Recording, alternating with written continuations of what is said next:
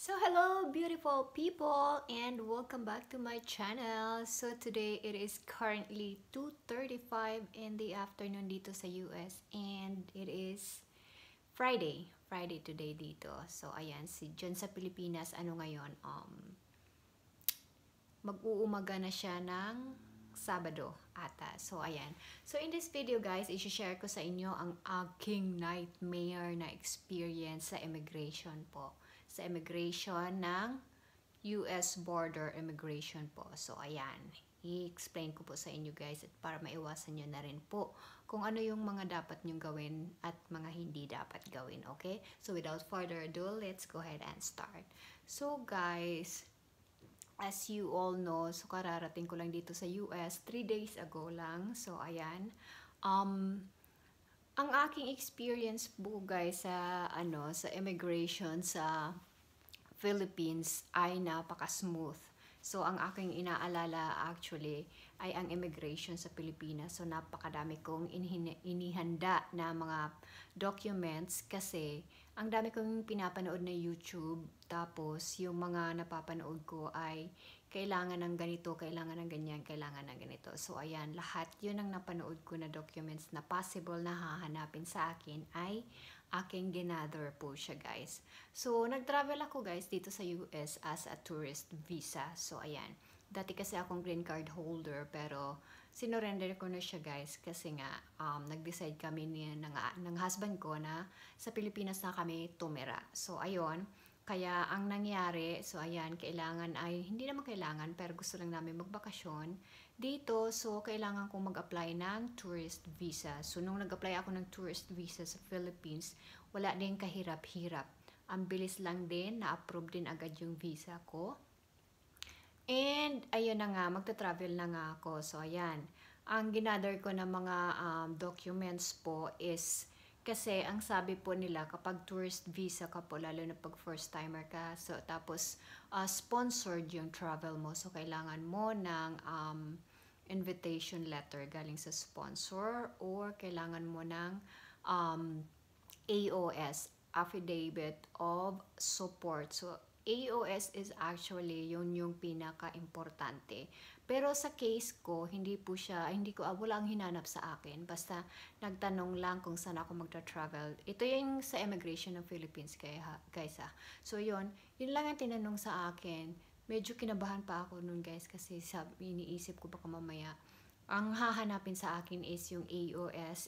Nang napanood ko sa YouTube, kapag AOS ang hinanap sa iyo, ay kailangan original. Yung sa akin kasi hindi original kasi yung asawa ko nandito na siya sa US. So, ang ginawa niya lang, pinanotary niya dito sa US tapos sinend niya lang sa akin via email. So, ayan. So, Xerox lang talaga yung hawak ko.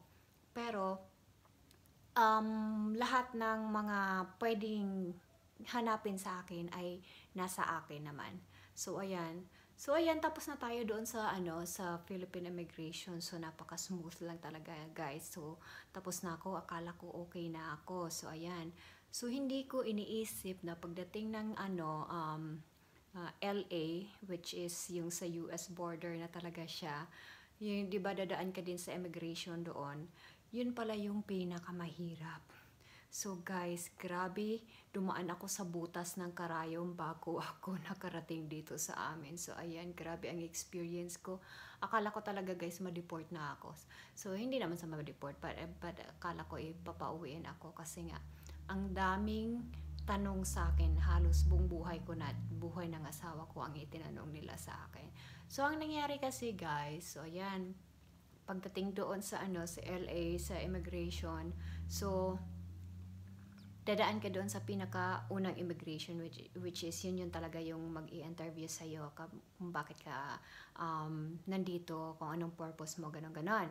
So ayan, nandoon ako wala masyadong pila kaya hindi ako nakapag-isip. So nung nandoon ako, nung nakapila na ako, hindi ko naisip kung ano yung mga sasabihin ko. Pero nung nasa immigration ako ng Pilipinas, grabe yung mga iniisip ko, lahat ng tanong, ng possible na tanong, inano ko na, kinabisado ko na talaga kung ano yung isasagot ko, ganun. Pagdating na doon sa US border na talaga ng immigration, na blanco ako, grabe. Naiinis ako sa sarili ko talaga, parang gusto ko nang umiyak. So, ayun. Kasi, pagpila ko doon, 3 lang kami. Wala masyadong kasi, walang masyadong tawag nito, turista na nasa pila nung immigration na yon. So, 3 lang kami. So, yung 2, ang bilis lang. So, nung ako na, Diyos ko, kabang-kaba na talaga ako kasi nga, parang parang nawala ako sa sarili ko. Parang sobrang confident ako na makakalusot ako ang magiging tanong niya is parang tanong lang yung sa Philippine Immigration. Pero hindi pala, guys. Pero alam ko yung mali ko kasi unang-una pa lang na tanong niya, sabi niya, kung saan daw ako titira. Ang pagkakamali ko kasi 'di ba, na meron kaming duplex dito sa US, 'di ba? So ang pagkakasabi ko kasi, titira ako sa bahay namin. So guys, nung sinabi ko na bahay na 'yon, yung immigration na 'yon, alam niya kung bahay o duplex yung pupuntahan ko. Kasi makikita niya doon sa address na nakasulat doon sa aking file. Kasi makikita nila doon eh. So, ayan, alam nila yan kung bahay or duplex or kung or kung apartment, ganon. So, yun yung mali ko. Kasi ang sabi ko, sa bahay. So, ang sabi ng immigration sa akin, sigurado ka sa bahay or sa duplex. So, doon pa lang, wala na, bagsak na ako. Tapos, ang dami-dami niya nang tinatanong sa akin na medyo naguluhan na talaga ako. Kaya ayan, hindi ko alam kung tama ba yung sinagot ko or hindi. So, ang nangyari guys, kung ano yung mga sinagot ko, ni-record niya lahat yun. Kumbaga, inanon niya sa computer, nilagay niya sa computer. Tapos, akala ko, okay na kami. Tapos, maya-maya sabi niya ganon, tara, doon tayo sa second security interview. O, diba guys? So, kasi ang dami kong napanood na mga tawag nito, YouTube, na kapag dumaan ka sa second interview ng immigration, ay merong possibility talaga na balik ka nila sa Pilipinas or kung saan magkamanggaling na lugar. So, ayan, pagpasok ko doon, hindi na ako kinabahan. Kumbaga, sabi kong ganon, napanood ko na to, sabi kong ganon. Kung hindi man ako pumasa, wala tayong magagawa. Pero, kung ano yung sinabi ko doon sa una immigration, tsaka ito sa pangalawa, consistent ako na yun pa rin yung sasabihin ko kasi yun yung tama. Hindi naman ako nagsinungaling eh. So, ang nangyari, parang nagkwentuhan lang kami ng pangalawang interview ng immigration kasi alam ko na kung ano ang mangyayari kasi parang bumalik na yung isip ko, nagbukas na yung pinto ng utak ko, ganon. Doon lang talaga sa una na sobrang siguro ako confident na hindi na ako maitanong ng mga kung ano-ano. Yun pala, ang hirap nung immigration na sa akin ng una, na niliko-liko ako, paulit-ulit, ganon. Kaya ayun, medyo nagkaroon ng problema. So ayun, pag ko doon sa ikalawang immigration, ayan, lahat ng tanong na tinanong doon sa unang immigration sa akin, tinanong din sa akin. At ang dito sa pangalawang immigration na nag-interview sa akin ay bawat tanong niya at bawat sagot ko ay kailangan kong mag-provide ng documents na nagpapatunay na talagang totoo yung sinasabi ko. So kagaya niyan, yung property namin sa Palawan. So, buti na lang dala ko yung tax declaration ng property namin sa Palawan. Tapos yung deed of sale namin dito sa yung duplex namin dito sa US, buti na lang meron din ako. So, hinanap din sa akin yun, kinuha din sa akin.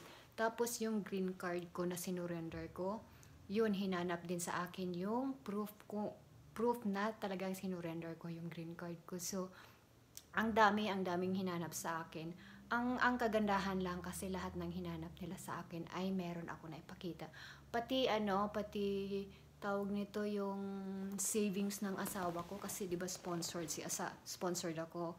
Si asawa ang gagastos sa akin, pati savings ng asawa ko na proof kailangan statement ba, kailangan ipakita ko rin sa kanila, hinanap din nila sa akin, at buti na lang din meron din ako nun. So ang ano lang talaga, ang swerte ko lang talaga kasi lahat ng inano nila sa akin, hinanap, na-i-provide ko sa kanila.